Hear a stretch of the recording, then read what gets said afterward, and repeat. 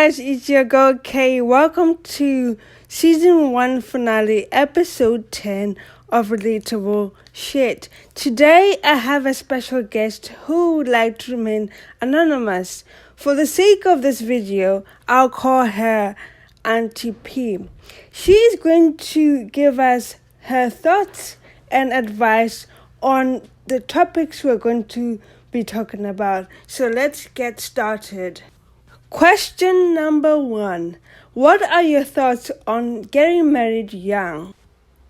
Getting married young depends on individuals. If one feels that they are ready to and mature enough to get married, then it's fine, they can get married. And if they're happy to do so as well. However, when you get married at a younger age, the chance of you being at risk of mental health issues midlife are higher than when you are older. For example, if one is 30 years old and above, you have experienced life and you know what you are getting into, and you are strong enough to hold on to the challenges of marriage, hence the risk of divorce decreases. Though it can be argued that between the age of 22 and 25, depending whether you are of the same age, you have a chance of an intact marriage as you tend to grow and plan your future together. If you don't mind me asking, what age were you when you got married? I got married when I was 25 years old. Wow, that's great. Are you still married? Yes, and my marriage is still intact. That's great. If I got married at the age of 25, would you think it would be young for me? Not at all, provided you are ready and happy to get married. That's great. Check. Now, moving to question number 2. Sex before marriage. What's your advice for young girls who want to wait until marriage to have sex? I'll advise them to wait until marriage if at all they feel happy to do so. It's all about one's happiness. So if they're happy to carry on being to preserve their virginity until they get married, then it's okay. It's a good thing, and it's their choice. No one should actually pressure anyone to do something they don't want to do. Some people wait because of religion and others because of cultural beliefs. For me, it's not an issue as long as that particular individual is happy to do so. Anyway, it takes great self-control and discipline to remain a virgin till marriage in the first place. I couldn't agree with you anymore. I totally agree with you about that point. Now, moving to question 3. What are your thoughts on cheating and revenge cheating? I don't believe in revenge cheating. I find it as like a negative trait. However, at times one might find herself or himself falling for that because they're trying to discourage their partner or put their partner off from cheating them, which might work at times or might not work. It will depend. But it's not really a good thing. I don't like it. But at times you find yourself, you don't have a choice. You just have to give that person the taste of their own medicine. That's true.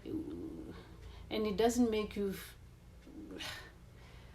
okay, really. Yeah. You're just doing it because you just want to spite someone. And it's not a good thing, really.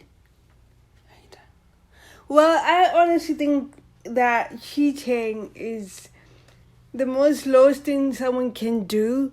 And for them to revenge cheat, it's a lose-lose situation because at the end of the day, you guys won't benefit from it. So that's how I think about it and how I feel about it.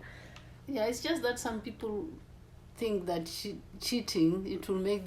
revenge cheating will make them feel better, which at times is not the case. Yeah, that's true. Well, you heard Auntie P on her thoughts about cheating and revenge cheating. So let's move on to question 4. How do you feel about best friends betraying each other's trust? Being betrayed by your best friend can be very upsetting. But all you have to do is to give yourself time, calm down, don't scream at them or shout at them. Talk to them and find out why they betrayed you, and tell them why you are upset as well. But if it's a serious betrayal and you feel you can't be friends with them anymore, then tell them calmly as well. However, if you feel the relationship is worth saving, try and work on it, because friends are family that you choose and usually there for a long haul. I agree.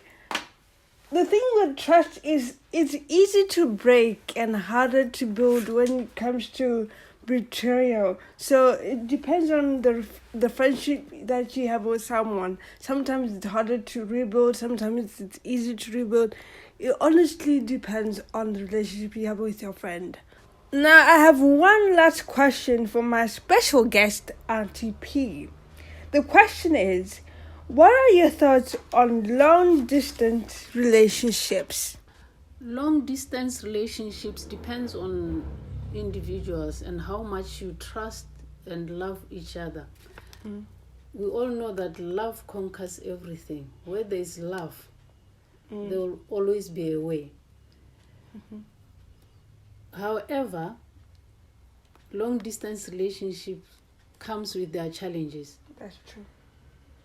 For example, one can be jealous, unsettled, or paranoid, thinking that his or her partner might be with someone because they don't see them, they are far away from them, and that can be a challenge.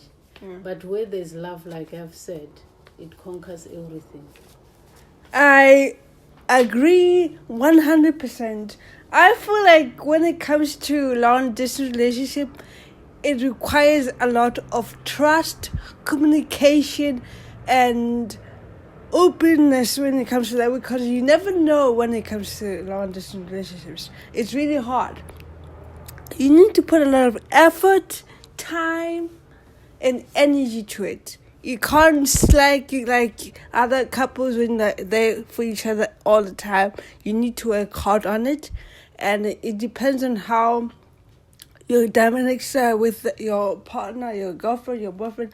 All you need to do is work on it really hard. Put your energy, your effort, and your time, and things will work out. So that was the final question for my special guest, AuntyP. Please leave your comments and your thoughts below about the topics we have raised on this video. And don't forget to like, subscribe, and share. Say goodbye, AuntyP. Goodbye. Don't forget to subscribe and share on Kay's Video. videos. Thank you for watching and listening.